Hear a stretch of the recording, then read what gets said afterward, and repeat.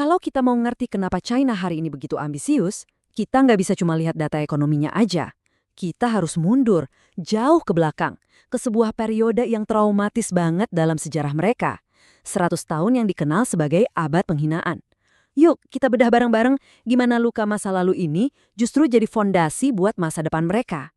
Oke, kita mulai dari kutipan ini ya. Ini tuh bukan sekedar ucapan sombong loh. Ini adalah cerminan total dari cara berpikir dinasti Qing saat itu. Di abad ke-18, mereka itu benar-benar nganggap diri mereka sebagai pusat dunia.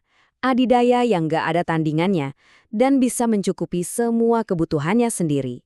Ironisnya, justru rasa superioritas inilah yang malah ngebuka jalan buat kejatuhan mereka. Jadi, bagian pertama nih, kita perlu paham dulu konteks besarnya. Waktu itu, Cina itu bukan negara berkembang atau apa. Mereka itu ya raksasa dunia yang super angkuh. Coba bayangin deh, mereka itu menguasai hampir sepertiga ekonomi global. Mereka memproduksi sutra, teh, porselen, semua yang kualitasnya terbaik dan bikin Eropa tergila-gila. Jadi, dari sudut pandang mereka, dunia luar yang mereka sebut kaum barbar, itu yang nggak punya apa-apa yang sepadan buat ditawarin. Mereka bener-bener yakin 100% nggak butuh siapa-siapa. Nah, kondisi kayak gini jelas jadi masalah besar buat satu negara Eropa yang lagi naik daun dan ambisius, Inggris.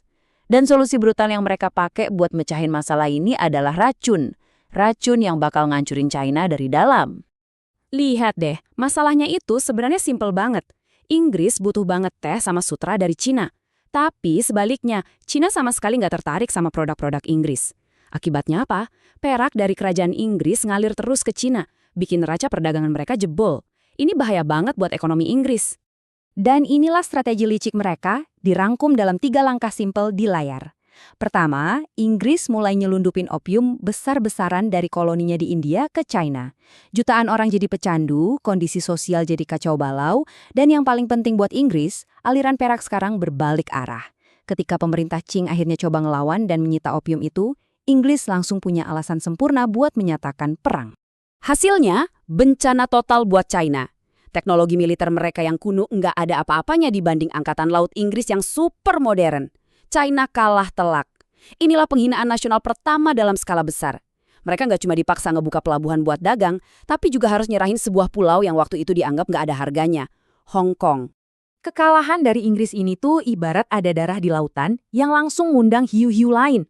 Negara-negara barat lain jadi sadar, wah, ternyata raksasa Asia ini lemah. Mereka pun langsung pada datang, masing-masing pengen ngambil bagiannya. Slide ini nunjukin gimana Cina itu dirobek-robek dibagi-bagi. Prancis, Jerman, Rusia, semuanya datang sambil nodongin senjata, maksa Cina buat tanda tangan perjanjian tidak adil. Mereka emang nggak ngejajah seluruh negeri, tapi mereka rebut kota-kota pelabuhan yang paling strategis, dijadiin markas kekuasaan mereka. Jadi secara teknis Cina masih punya kaisar, tapi di wilayah pesisir, kedaulatan mereka tuh udah nggak ada artinya sama sekali. Tapi ya, dari semua ini, mungkin penghinaan yang paling perih, yang paling nusuk, itu datang dari tetangganya sendiri.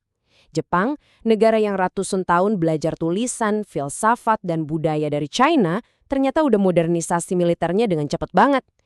Tahun 1894, mereka ngehajar China dalam perang dan ngerebut Taiwan. Ini adalah pengkhianatan yang ninggalin luka sejarah yang dalam banget. Kalau kalian pikir situasinya udah nggak bisa lebih parah lagi, kalian salah besar. Kita sekarang masuk ke puncak dari abad penghinaan, sebuah peristiwa yang gila, hampir nggak kebayang bisa terjadi dalam sejarah dunia. Setelah puluhan tahun ditekan terus-terusan, kesabaran rakyat Cina udah habis. Sebuah gerakan perlawanan yang namanya pemberontakan Boxer meledak. Tujuannya cuma satu, usir semua orang asing dari tanah Cina. Puncaknya, mereka ngepung kompleks kedutaan asing di ibu kota, Beijing. Lalu, gimana respons dunia ngelihat perlawanan ini? Jawabannya ada di angka yang kalian lihat di layar, 8. 8 negara adidaya di dunia, termasuk negara-negara yang biasanya saling benci, bikin satu aliansi militer gabungan. Coba dibayangin, Amerika, Jepang, Rusia, dan semua kekuatan utama Eropa bersatu padu.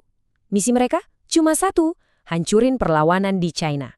Ini benar-benar kayak seluruh dunia ngeroyok satu negara. Hasilnya, ya udah bisa ditebak, Cina kalah lagi.